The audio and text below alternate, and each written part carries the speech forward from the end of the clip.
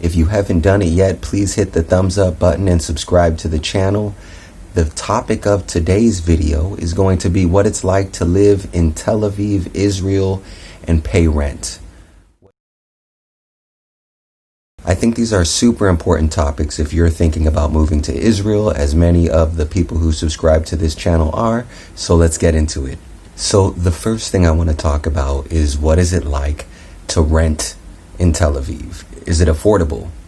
Well, it's affordable in certain areas. I can tell you for a fact that it is very expensive on a global scale, overall, in general, to live in Tel Aviv. And that Israel is probably more expensive than where you're coming from, if you're planning on moving here, if you're planning on making Aliyah. So please plan on paying just a bit more in rent, but are apartments available? And this is for sure. Yes, they are. There are many apartments available all over Israel, including in Tel Aviv. And my recommendation to you, try to look around beforehand, of course. I would recommend to check out a few Facebook pages, of course, Craigslist, of course, and a website that you probably do not know about, YAD, as in David, YAD, the number 2.co.il. Now, this is a website for all of the good used stuff that you're looking for, as far as maybe you're looking to furnish your apartment, maybe you're looking to rent an apartment. Check out this website and do not forget to use Google Translate. The entire website is going to be in Hebrew, and I'm a little doubtful that you speak Hebrew, so just make sure to use Google Translate, translate the pages into English.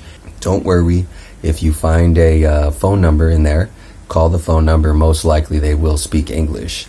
So that is as far as being able to rent. That's my major tip for you. Of course, plan ahead, but make sure you check out that website I just told you about. I might even put a link down below.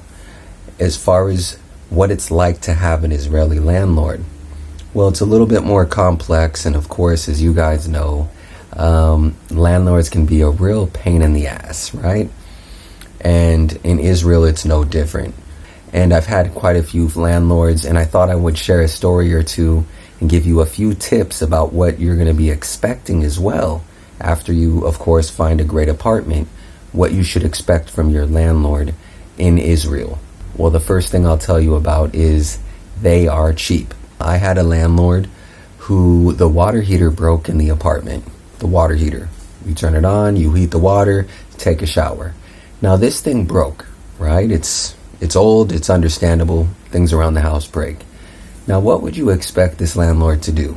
You would expect him to, of course, remove the old water heater and then replace it with a new one. My landlord did not remove the old water heater. He left it there.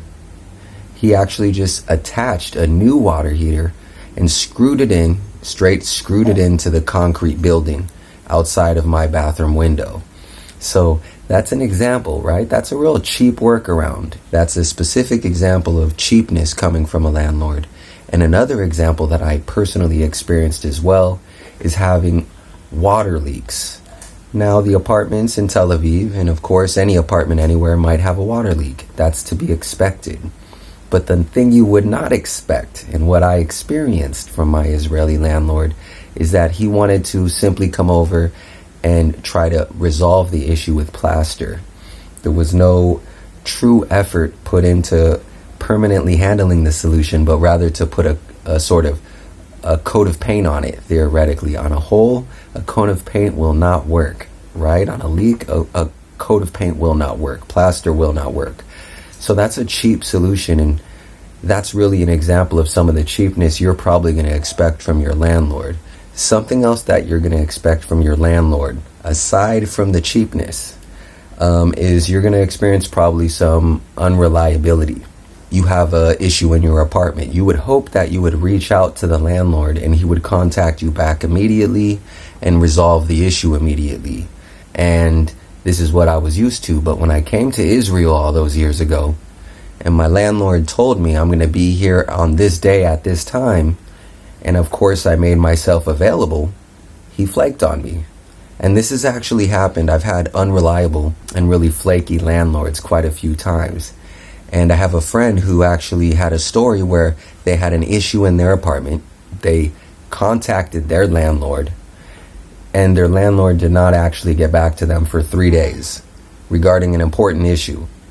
And when the landlord did get back to them, it turned out there was hundreds and hundreds of unread messages that the landlord was not going through. And that's really an unreliable character. That's a flaky character. My friend experienced it, I've experienced it, and you perhaps may experience an unreliable landlord. A lot of times what you'll have is a landlord who's going to make you promises. I'm gonna touch up the apartment, meaning you are renting an apartment in a certain condition, and as you're renting the apartment, the landlord will make false promises about making upgrades to the apartment. Maybe giving you a new window, or redoing the floors, or installing a certain fan or something to make your apartment just a little bit fresher.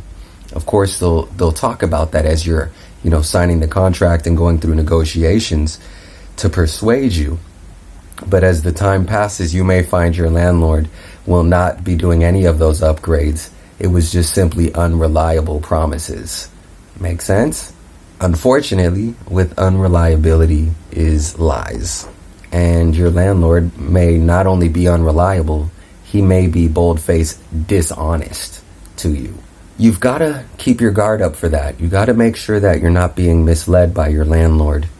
Make sure that you document everything, because your landlord may or may not be a liar, okay? Unfortunately. So keep your eyes out, stay sharp. So in conclusion, not every landlord is like what I just described. You can come across, and I have had certainly great landlords who are super friendly, super flexible, super reliable. And you may come across a few that aren't. And so I thought I would prepare you for some of what I've experienced, which is a majority of, if you haven't done it yet, please hit the subscribe button, hit the thumbs up button. Have a great day. Please leave your comments down below. I will answer every single question you have, and take care.